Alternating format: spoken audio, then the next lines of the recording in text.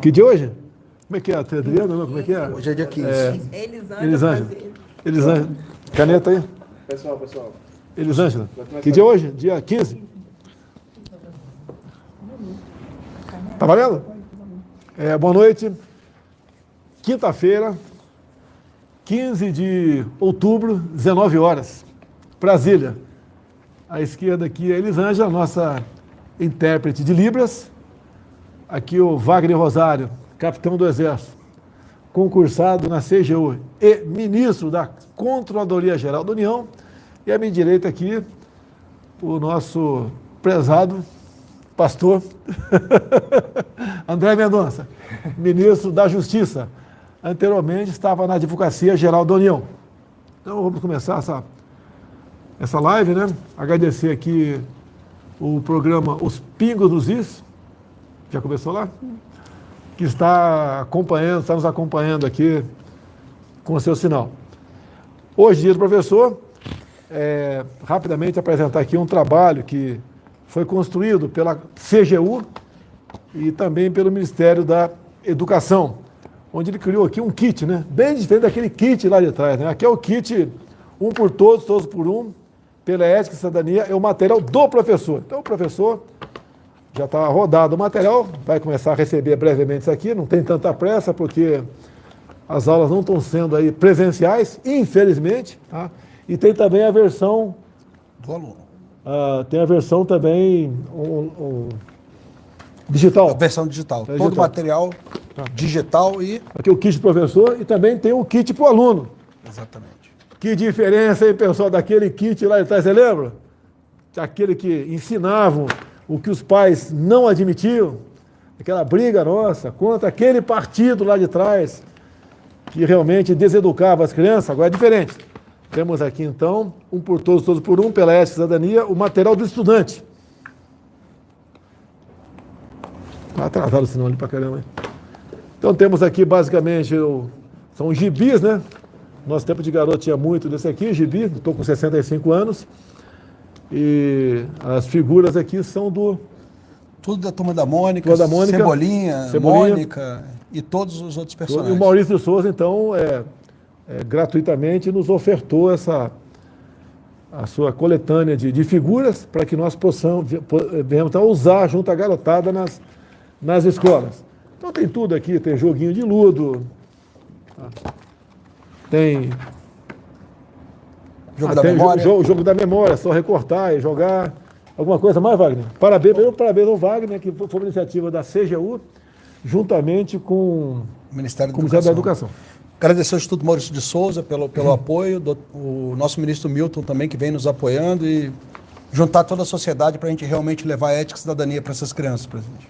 Eu estive vendo rapidamente uma história muito bacana, me lembra muito, um pouco, né, aquela cartilha Caminho Suave, onde você era alfabetizado e em cada uma das letras tinha uma historinha que você guardava para sempre, tá?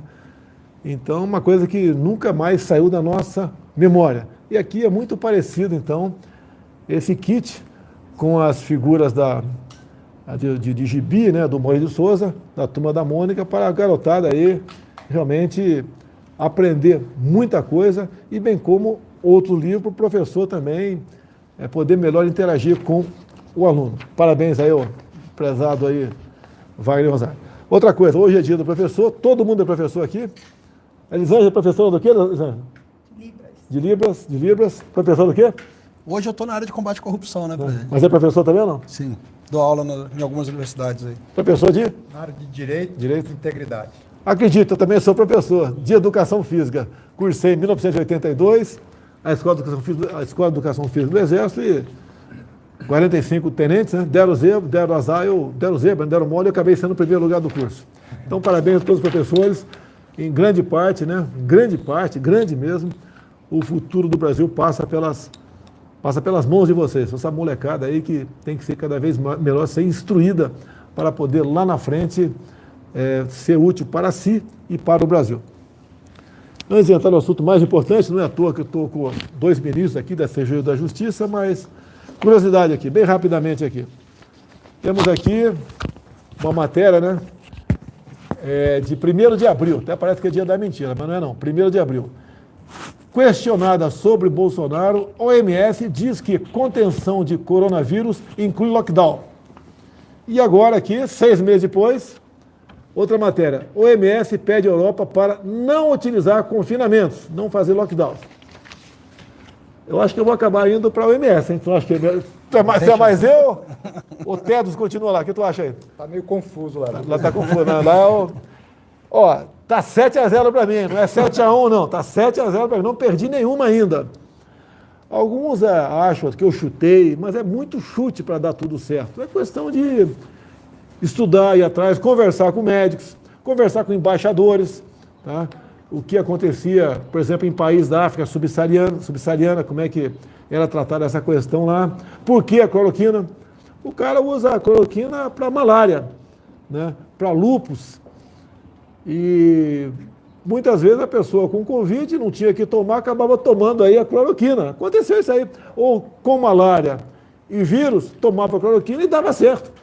E nós não tínhamos alternativa. Você tinha que buscar fazer alguma coisa. Os americanos estavam estudando, lá com a sua Anvisa, né, a FDA, e eles estavam estudando porque tinha alguma possibilidade de dar certo, ninguém ia estudar uma coisa que não tinha chance nenhuma, e acabamos então fazendo essa opção, porque nós tínhamos que optar por alguma coisa. E deixar bem claro, a receita, né, era exclusiva do médico, sempre o médico que decide se você vai tomar isso ou aquilo.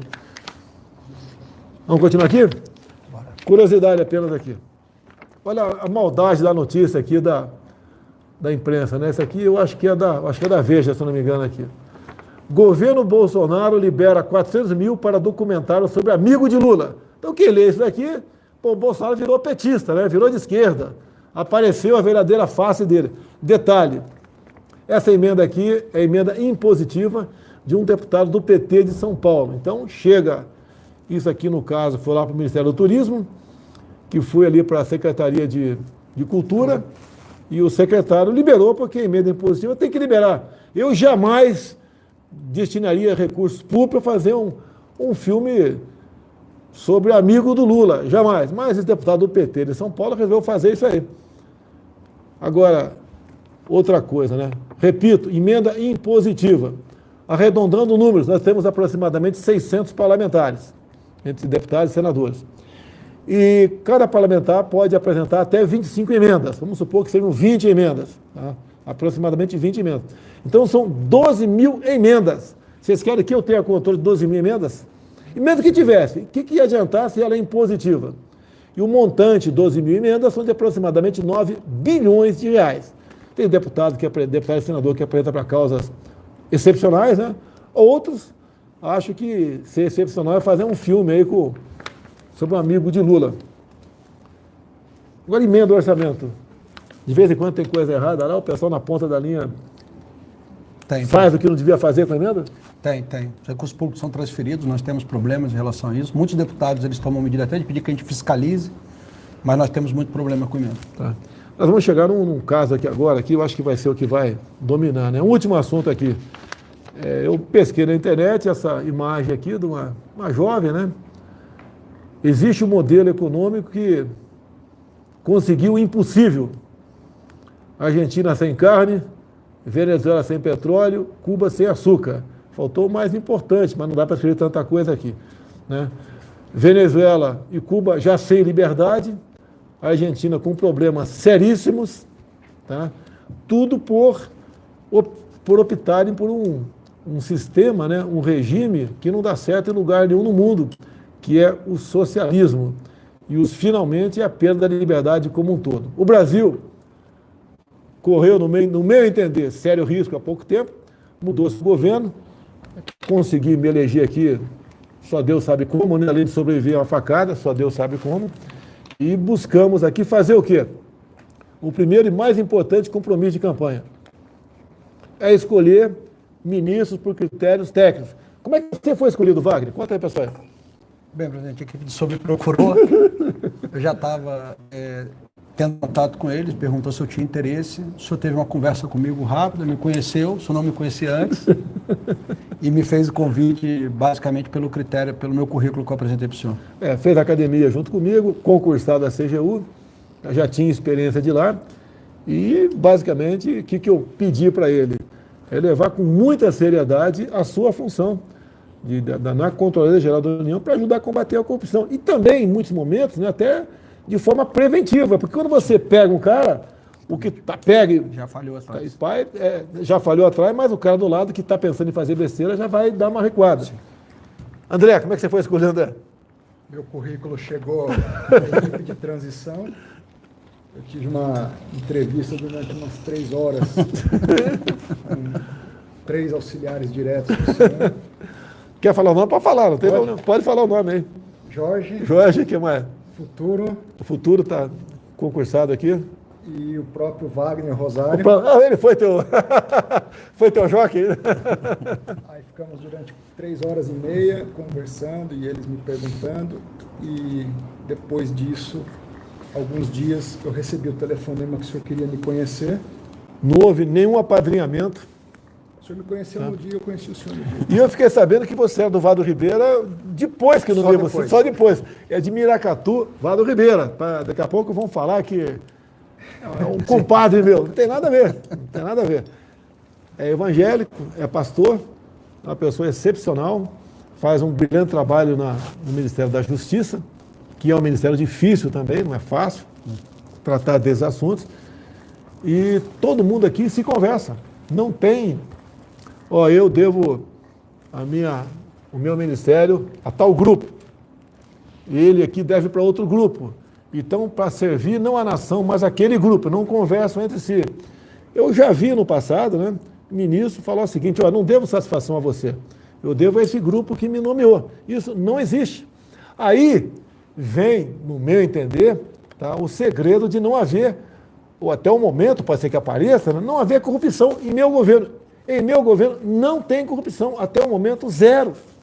Agora, a má-fé da imprensa e de alguns internautas, a gente sabe que o objetivo é sempre tentar o desgaste, né? É dizer que eu disse que não tem mais corrupção no Brasil. Ninguém falou no Brasil, falei no meu governo. O que é o meu governo? São os ministros. No caso, atualmente, 23 ministros. O que era comum no passado acontecer? Corrupção no Ministério do Transporte era muito comum. No Ministério da Saúde era muito comum também. Ministério do Desenvolvimento Regional também, tá? Pode estar havendo corrupção em algum setor? Pode, porque não é fácil você administrar. Por exemplo, o Rogério Marinho tem 20 mil obras em execução. Como é que ele vai tomar conta dessas 20 mil obras? Ele faz em cima do critério da confiança, pede apoio à CGU. A CGU tem um trabalho excepcional no combate à corrupção. Fala alguma coisa para a gente, Wagner. Presidente, o senhor, eu falo que muito desse trabalho que vem, desse resultado que o senhor tem para apresentar hoje do governo sem corrupção, ele vem de algumas medidas que o senhor tomou no início do governo. A primeira dela é o decreto 9727, que criou critérios mínimos de preocupação de cargos. Hoje, qualquer um que é indicado para o governo, que vem, porque são muitos cargos no governo, o senhor indicou diretamente os ministros, mas tem outros cargos, essas pessoas passam por uma verificação sobre o currículo delas e sobre os antecedentes morais dessa pessoa, se ela respondeu o processo, se ela já foi condenada. Isso também evita problemas. E outro ponto importante, que é bom ressaltar aqui hoje, nós atingimos ontem 100% dos órgãos de administração direta autárquica fundacional, todas as autarquias, todas as fundações e todos os ministérios do governo, todos eles têm hoje uma unidade de gestão de integridade implementada que trata de assuntos de detecção de casos de corrupção, de prevenção e de sanção. Esse é um ponto importante, o senhor vem desenvolvendo isso aí e os resultados são apresentados a partir desses dados que nós não encontramos corrupção na cúpula do governo. O que era comum agora deixou de ser. Tá? E qualquer coisa que acontece, alguns de má fé culpam o governo. Como, por exemplo, tivemos um problema agora em Roraima. Porque, assim, são vários problemas no Roraima, que foi externado no dia de ontem uma ação da Polícia Federal. Como é que começou essa ação da PF? Quer começar, Wagner? Não, vai o senhor primeiro. A Polícia Federal tem feito, ao longo dos últimos meses, uma série de verificações, junto com a Controladoria Geral da União, da aplicação dos recursos da saúde para o combate ao Covid. A Controladoria verifica possíveis indicativos de fraude, comunica à Polícia Federal e se inicia um processo de análise de tudo o que está acontecendo. Esses recursos são passados para os estados e a gestão, a responsabilidade pela administração e aplicação desses recursos é dos estados. E nós temos verificado, lamentavelmente, nós somos contra pena de morte, mas... Eles levam à morte muita gente por desvio de recursos. Por desvio de recursos na área de saúde, presidente. E, lamentavelmente, autoridades dos estados, segundo as apurações, as investigações feitas pela Polícia Federal e pela CGU, pelo Ministério Público, e com a aprovação e acompanhamento do Judiciário de aplicação irregular desses recursos. Em Roraima, o que se verificou foi um repasse desses recursos para o governo do Estado, foi para a Secretaria de Saúde do Estado, e na aplicação por parte da Secretaria de Saúde do Estado, possíveis irregularidades que a Polícia Federal e a CGU verificaram. Houve uma decisão do Supremo Tribunal Federal respaldando a operação e a busca e apreensão, e, no caso, a Polícia Federal e a CGU executaram o mandado da Justiça. Quando eu falo não tem corrupção no governo, eu repito, não tem. O que é o governo? São os meus ministros. Tá? Se tiver algo errado no ministério meu, a investigação vai acontecer.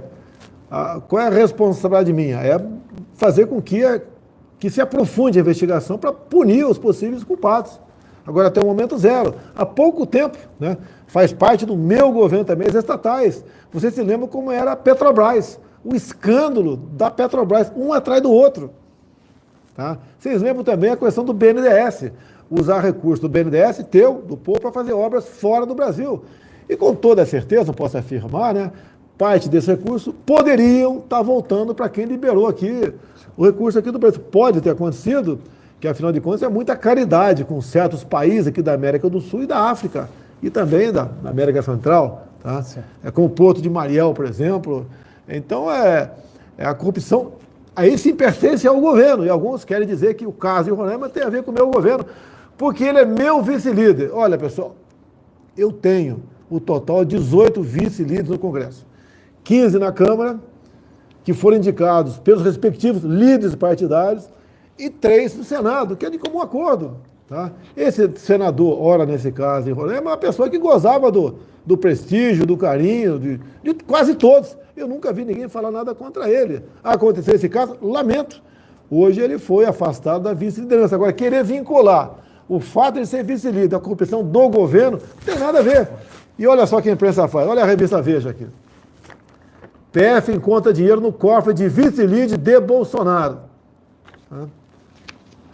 Aqui a Folha sem comentário. PF apreende dinheiro entre as nádegas de vice-líder do governo Bolsonaro. Tentando vincular a mim o tempo todo. Estadão. PF encontra 30 mil na cueca de Chico, vice-líder do governo Bolsonaro. Eu o tempo todo tentando me vincular à corrupção. Pode haver corrupção no meu governo? Acontecer? Pode. Nós vamos tomar providência. Esse caso não tem nada a ver com o meu governo. Repito, o meu governo são os ministros, estatais e bancos oficiais. Mais alguma coisa? Se o senhor quiser que eu explique como é que essa interação... Explica aí, vai lá. É importante também a gente lembrar que os trabalhos conjuntos da CGU com a Polícia Federal ela é o nosso principal parceiro nessas investigações, e eu vou só dar alguns números para que a gente tenha noção. Só esse ano foram 67 operações conjuntas, né, que apontam aí para um prejuízo de cerca de 1,1 bilhões de reais. Dessas 67 operações, 29 tiveram iniciativa das investigações na CGU, 29 na Polícia Federal. Empatou por coisa. Empatou. E 9 no Ministério Vamos Público. lá, se eu tivesse influência, quisesse influenciar, não quisesse que investigasse alguma coisa, não teria botado uma pessoa como o Wagner lá. É muito simples. Agora, o que dói é você trabalhar com um desgraçado e uns idiotas aí, né, te acusar de corrupção. Vou repetir aqui, pessoal aí do Pingo do Rio já sabe disso. Quando eu assumi, vi um contrato de publicidade da Petrobras com uma escuderia de Fórmula 1. 750 milhões em 5 anos. Isso dá 150 milhões por ano. Tá? Liguei para o presidente. Acaba com esse contrato. Ele me retornou. Não existe cláusula de extrato. É isso mesmo? Não existe. Se vira, pô. Ele conseguiu se virar e acabou extinguindo esse contrato. 750 bilhões, com todo respeito, jogado no lixo ao longo de 5 anos. Vocês acham que a gente não está preocupado em combater corrupção? Isso, para mim, beira a corrupção, para ser educado. Como canso de falar aqui, uma consultoria lá de trás, né, governos anteriores, uma consultoria para saber se uma cidade da França poderia ter uma casa para divulgar o nome do Brasil ou não para fins turísticos. A resposta foi numa lauda, não. 5 milhões de reais. Eu aviso, você deve estar fazendo acompanhamento, pedir para você, de consultorias. Sim. Se tiver meu governo, ministro que se cuide. Pô. Tá? Consultoria. Não tem papo, mas a princípio, com todo respeito, muitas consultorias, a maioria delas, não tem cabimento, ainda mais pelo valor que se paga. Contratos publicitários também. Nós estamos de olho nisso aí no meu governo. E os ministros sabem disso. Então o que acontece? Não me interessa a gente descobrir algo errado lá na frente. A gente quer evitar que aconteça. Presidente, estou há 20 anos no Serviço Público Federal. 12 deles trabalhando no combate à corrupção. É mais ou menos a história do Wagner. Tá.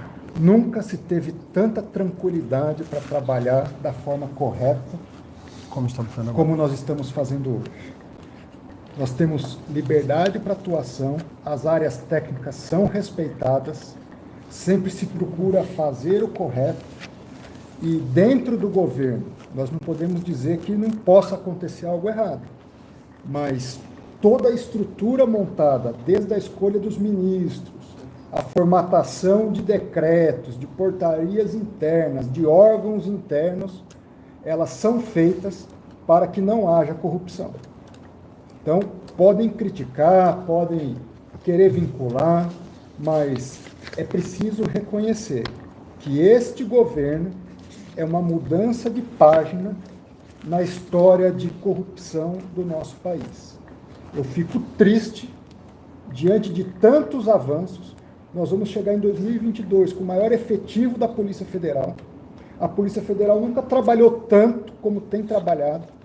Nós estamos planejando uma reestruturação para fortalecimento das nossas polícias, com total apoio do governo, da área econômica, de todos os interlocutores, e haver alguma tentativa de vinculação a atos que não acontecem no governo com o próprio governo. Pode acontecer lá na frente, sim, mas até hoje não há. Você pode ver, por coincidência ou não, de final de abril para cá, a PRF e a PF bateram recordes de apreensão em drogas. Tá? Em boa hora até aconteceu aquela demissão, aquele pedido de demissão, na verdade, porque faltavam aproximadamente 10 dias para expirar um prazo de um concurso para a PRF e para a PF também. Graças ao trabalho dele, né, e dos DGs, diretores gerais, que eu indiquei, o Ágil da PRF e o Rolando da PF, nós conseguimos em poucos dias sensibilizar a Fazenda, de modo que estive agora na formação de 300 PFs. Vai em breve estar em Santa Catarina com 600 PFs. Com 600, dessa mesma leva. E também estamos ultimando 2 editais, deve ser a partir do ano que vem, concurso para mais 2.000 PFs e 2.000 PRFs. Porque alguém quer demonstração maior do que essa, de que estamos realmente combatendo a corrupção? Agora, não é fácil, a corrupção está enraizada no Brasil coisa de anos. Eu fiquei 28 anos da Câmara. Alguns falam, não fez nada. Ainda bem, né? Você fala que não fez nada. Pior que você falar se tivesse feito alguma coisa de errado. Agora, eu ajudei sim. Tenho 2 projetos, 2 leis de minha autoria, lei simples, sim, tá? Mas ajudei a feitura de muitas outras leis. Consegui evitar que certos projetos fossem arquivados, que seriam, no meu entender, danosos para a sociedade. Agora, a corrupção em si, a coisa é terrível, tá? A determinação para ele, nem precisava dar, e para ele também, fazer que, de toda maneira, se chegue ao final da linha, se busque os responsáveis, que com esse trabalho, né, consiga inibir, dissuadir os outros a praticá-la. E, no meu entender, o governo está indo bem, não tem ato de corrupção no meu governo, não tem corrupção, não tem. Até eu falei o dia que a Lava Jato, para mim não funciona, até o momento não funciona para mim, para o meu governo. Agora, para o Brasil, está funcionando. E com toda certeza, teremos operações da Lava Jato até o final do ano, com toda certeza. Como teremos mais operações da PF, junto com a CGU, da CGU junto com a PF, junto com o Ministério Público, estamos aí trabalhando. E não tem como alguém acha que dá para controlar a PF. Dá para controlar a PF? Não dá, não se deve e não se irá. Ainda me acusam, aquele processo lá, daquele cara, né, de interferência na PF. Não tem nada, não acharam nada sobre interferência na PF. Tá? Inclusive, eu considero aquilo uma denunciação caluniosa. Vamos esperar o processo chegar ao final para ver o que nós vamos fazer. Tá certo? Uma pessoa que resolveu me acusar do nada. Tá certo? Vamos voltar a esse assunto aqui. Sancionamos a lei que altera o Código de Trânsito. Não era aquilo que eu queria. A Câmara e o Senado mexeram muito. Tá? No meu entender, o projeto deu uma pequena melhorada, não aquilo que eu queria. De mais importante, a carteira nacional de habilitação passa a validade de 10 anos para quem tem até 50 de idade. O meu era até 65. Tá? Não era em causa própria, né, que já tenho 65, mas com todo respeito, acho que ele tem 65. Hoje em dia, está muito bem. Olha o Augusto Nunes aí da Jovem Pan. Tem cara de 50, está muito bem, mas deve estar na minha idade, eu talvez um pouquinho mais. Está em plena forma, sem problema nenhum. Tá? Então, até 50, 10 anos, até 70, 5 em 5 anos, acima de 70, 3 em 3. Daqui a pouco eu vou ter que estar no 3 em 3. Pô, brincadeira, mas tudo bem. Vamos tentar. Agora não, porque o projeto acabou de sair da Câmara, nós sancionamos aqui, não é o caso. O ano que vem a gente apresenta um novo projeto para mudar essas coisas. Como nós fizemos aqui, o pessoal pode achar que não é importante. Conversei com o da Marinha, conversei com o Almirante da Capitania dos Portos e simplificamos a habilitação para a motonáutica, pessoal de jet ski, simplificamos, era 3 horas de prática, passou por 1h30, simplificamos bastante isso daí, porque em certos países você se habilita por, você assina um termo de responsabilidade, vai pilotar jet ski. Se você quiser na minha região pobre, mas linda, Vado Ribeira, por exemplo, e andar de jet ski lá no Vado Ribeira, se tiver, não tem, né? Mas se tivesse lá em Registro, 7 Barras, Iporanga, Eldorado, alguém com jet ski ali para alugar, você não ia poder alugar, se não tem habilitação. Tá? E é termo de responsabilidade. Tem que facilitar as coisas, confiar nas pessoas. Mas tudo bem. Último item aqui, para a gente ficar aberto a perguntas, né? Bem, com só curiosidade aqui, o Supremo decidiu agora por 9-1 que aquele mega traficante devia permanecer preso. Então, quando saiu a decisão monocrática de um ministro, pela sua liberdade, eu apanhei. Foi a lei do Bolsonaro que ele sancionou em dezembro que permitiu a soltura do mesmo. Bem, vamos lá, apanhei bastante. Eu sou culpado de tudo, né? Responsável por tudo aqui no Brasil. Então, quando ele foi posto em liberdade por uma decisão monocrática de um juiz, de um ministro, deram pancada em mim. Agora, 9 outros ministros falaram que devia estar preso. E aí? Quem está certo, quem está errado? Os 9 ou 1? É você que decide, é que eu não vou entrar nessa polêmica, eu não sou ministro do Supremo Tribunal Federal. Eu, por exemplo, jamais botaria em liberdade um elemento como esse, que com toda a certeza, de forma direta ou indireta, matou, né, muitos policiais pelo Brasil todo, levou a desgraça a muitas famílias que se perderam, né, que entraram em desespero por ver filhos envolvidos em drogas, mortes, etc. E a lei aqui, a lei 13.964, eu não vou discutir aqui porque é interpretação, cada um interprete aí da sua maneira, né? Mas a minha maneira de interpretar aqui, o juiz poderá, se apoderar, não pode. Tá? Talvez você explique daqui a pouco aqui essa questão aqui, né? E também uma das coisas, essa lei aqui, texto semelhante, existe em muitos países envolvidos do mundo, e aí a ideia aqui no Brasil, eu já vi acontecer. É muito comum acontecer no meio da polícia militar, né? Eu acho que qualquer estado, não há diferença tocante a isso. Tem lá 10 policiais numa operação, sai uma coisa errada ali. Ou um deles é acusado de fazer uma coisa errada. Os 10 ficam presos preventivamente. 1 ano, 2 anos, 3 anos. Então o objetivo da lei esse que não tem recurso, apresenta o HC, começa a ser analisado lá de baixo, tá? Ver se está bem fundamentado ou não, se existe uma circunstância para liberar esses policiais ou não, e o juiz decide. Vamos ficar aberta a pergunta aí? Até porque daqui a pouco tem jogo do Flamengo, né, Cid? Eu estou quase torcendo o Flamengo. Depois da derrota do Palmeiras, quase que eu estou virando flamenguista aqui. Você vai ser feliz. Você feliz? Não, eu acho que vou virar galo. Eu vou ser galo de Minas Gerais, tá? E também ser Cruzeiro, para não ser rebaixado. O Cruzeiro, vamos dar uma reagida aí. Se for o caso, aí A partir de hoje eu sou Cruzeiro em Minas Gerais, né? Tenho certeza que o Cruzeiro aí vai deslanchar. Alguém quer falar alguma coisa antes das perguntas? Quer ganhar um presente? Um presente de você? Isso aqui é dos policiais penais, presidente. Vou ler o que eles escreveram para o senhor. Rapidinho. Pelos 36 anos do DEPEN, ao presidente Jair Bolsonaro, pelo fortalecimento do órgão, viabilizando o efetivo isolamento das lideranças criminosas, o combate ao crime organizado e a integração do sistema penitenciário brasileiro. Também a questão da criminalidade, eu não vou cometer injustiça com ninguém, né?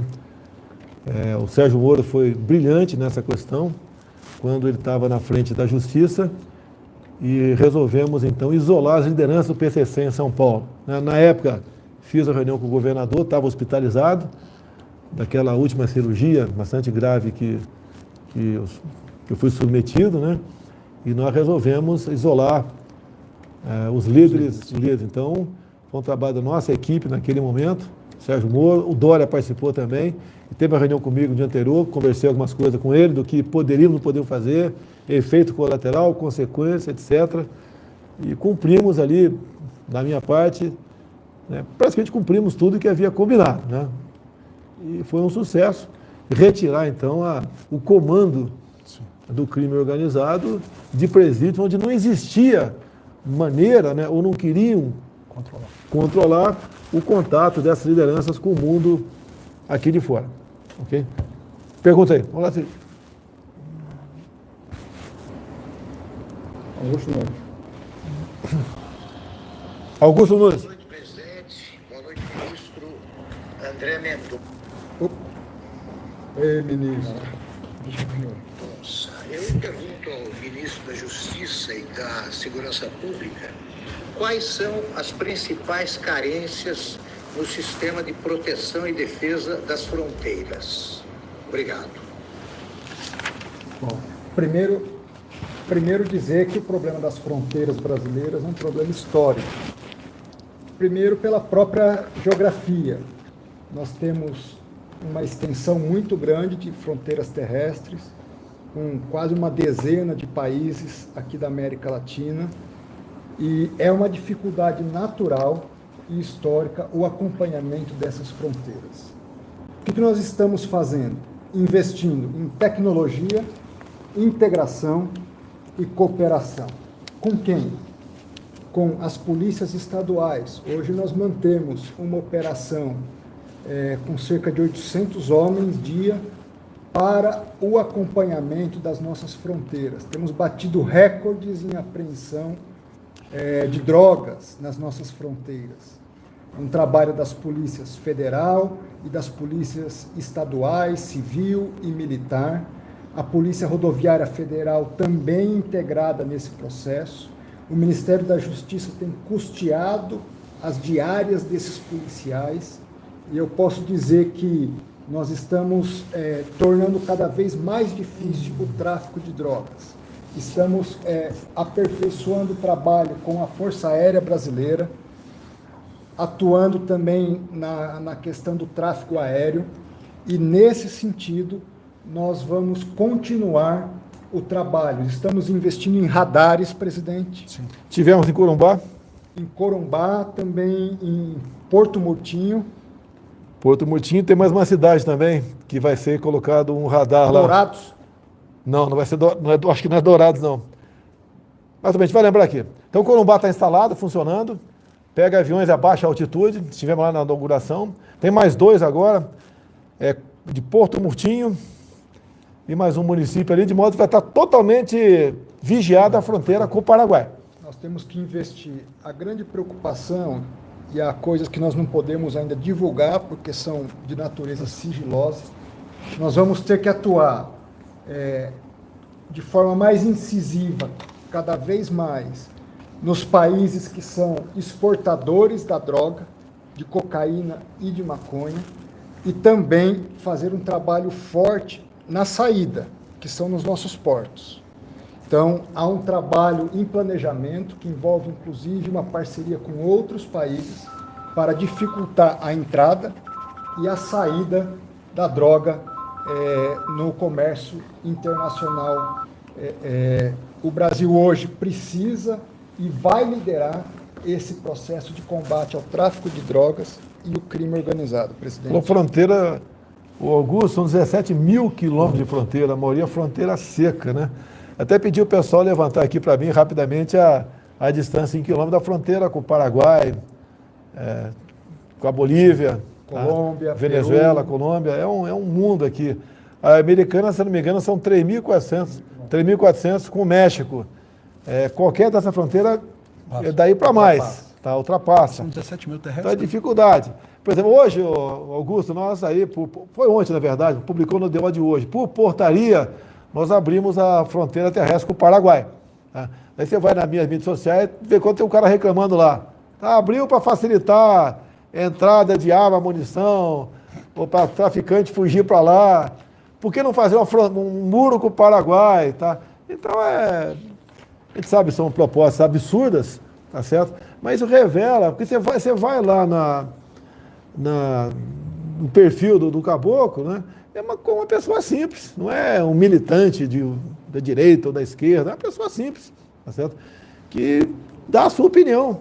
Agora, para essa pessoa entender realmente o que nós podemos fazer e como devemos trabalhar, é outra história. Eu quero aqui fazer justiça. 2 anos antes das eleições, eu estive em Dourados, Mato Grosso do Sul, e visitei um tal de DOF, o Departamento de Operação de Fronteira da Polícia Militar de Mato Grosso do Sul.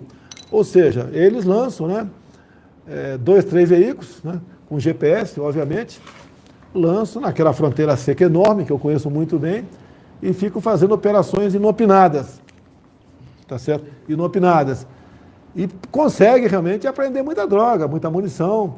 Tá? Isso pode ser, até me deu a ideia aqui, talvez levar para o João Fernando da Defesa esse modelo de operação para ver se as Forças Armadas, que poderiam fazer, no meu entender, com muito mais propriedade, mais meios, temos um efetivo grande na fronteira, para trabalhar dessa forma, porque em havendo operação, além dos radares agora, operações inopinadas, você vai pegando aí pessoas, né, mesmo sendo uma aqui e outra colar, mas você vai inibir isso aí, a maneira que nós temos de trabalhar.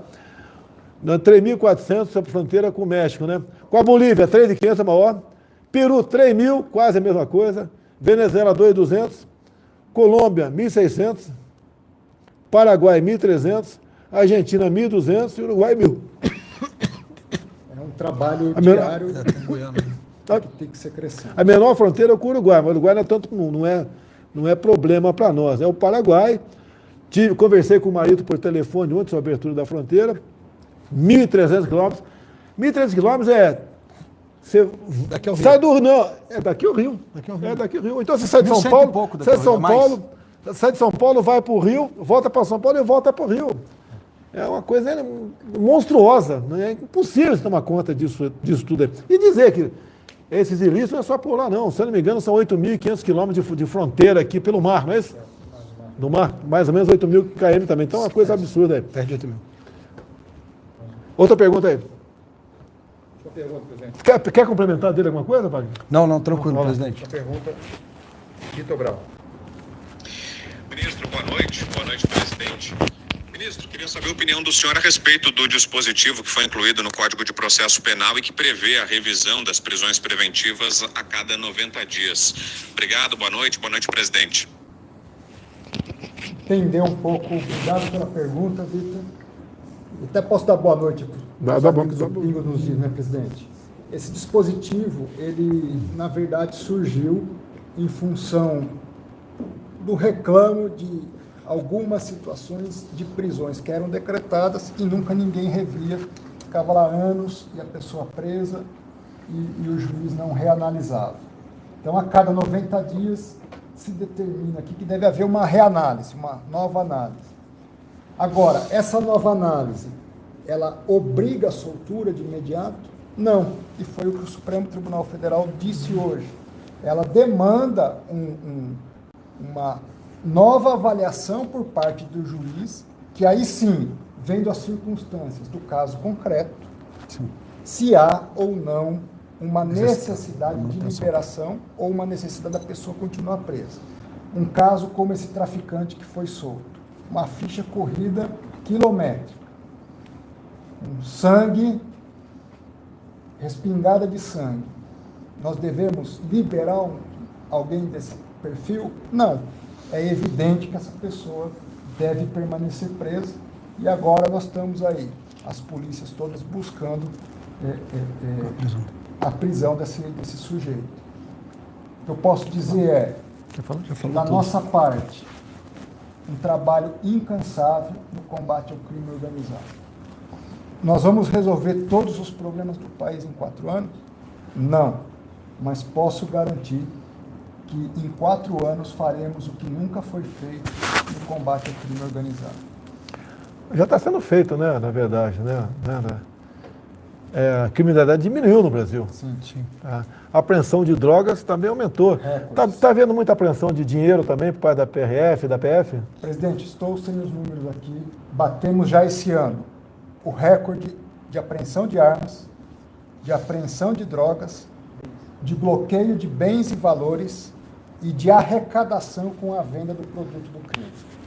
Eu ouso dizer que o que você apreende é mais do que a folha de pagamento de toda a PF e PRF juntos. Com certeza. Então o Paulo Guedes foi convencido disso daí por ocasião de poucos meses, né?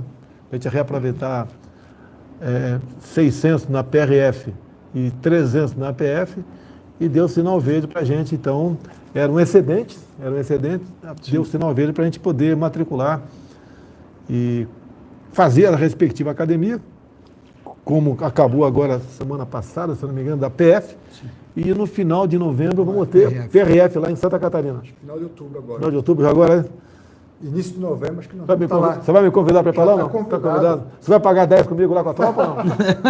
Vai lá, hein, pô. Vou preparar a educação de música. Fala, Cid, outra pergunta aí. A última aqui do... De quem que é? Fiuza. Bolsonaro, boa noite, ministro André Mendonça. Ministro, esta operação da Polícia Federal, que flagrou o esquema envolvendo o senador Chico Rodrigues, está ligada ao chamado Covidão, né, que teve também no Rio de Janeiro resultados muito importantes de revelação aí de crimes com as verbas emergenciais de saúde. O senhor pode nos dar, por favor, um quadro dos avanços dessas investigações em outros estados da federação? Obrigado. Boa noite, Fiuza. Houve também Pará, houve em alguns municípios, salvo engano, de Pernambuco. Sim. Ceará. Houve também em alguns municípios do Rio Grande do Sul. Ceará também? Rio Grande do Sul, mas foi pessoal, município. O pessoal vendendo material de limpeza para desinfetar o ambiente e colocando água no lugar. Então, verdadeiros criminosos. Não está falando palavrão aí, pô. Então, quando nós vemos que algo tão sério, que a saúde do cidadão é tratada de forma tão irresponsável, e eu não faço aqui nenhum pré-julgamento, porque eu não conheço os processos, o que me chocou foi esse caso do Rio Grande do Sul, o pessoal colocando água no material que era para desinfetar o ambiente. Então, mas certamente superfaturamento de preços. Vamos lá. A gente não está aqui para esconder nada não, né? Você está com o radar ligado em quantos contratos aproximadamente? Tem ideia ou não? Do governo federal a gente filtra todos. Tá. Do governo federal. Dos estados nós selecionamos 279 municípios e também com suspeita? Estados. Com suspeita? Não. Pegamos os maiores, que tem mais quantidade de recursos, e estamos acompanhando, porque os outros a gente não tem perna para acompanhar. Então fechamos em 279. Aí estão todos os estados, todos os municípios acima de 500 mil habitantes e mais alguns outros que são os maiores de cada estado. Somamos aí 278. Esse pessoal está no radar, então? Está no radar. Todo dia a gente atualiza os dados e vai acompanhando. Você detectando peixe na rede, você passa para a PF? A gente faz a investigação, detectando que tem problema, a gente faz a investigação, já faz contato com a Polícia Federal, porque a gente tem um contato muito estreito, e iniciamos as investigações. Muitas das vezes, quando a gente chega lá, a gente já está com os dados praticamente já... Wagner, melhorou a integração PF-CGU? Muito. Estamos trabalhando direto, reuniões uma atrás da outra. Para que o senhor tenha noção, eu não sei se a Polícia Federal fez alguma operação sem a CGU no termo do Covid, deve ter feito, mas em conjunto conosco foram 39 operações fechadas até a data de hoje. que representam aí um prejuízo estimado aí de uns 700 milhões de reais. Esse trabalho está sendo... É pouco, perto do quantitativo de recursos repassado, mas a gente está acompanhando com um olho atento aí, CGU e Polícia Federal.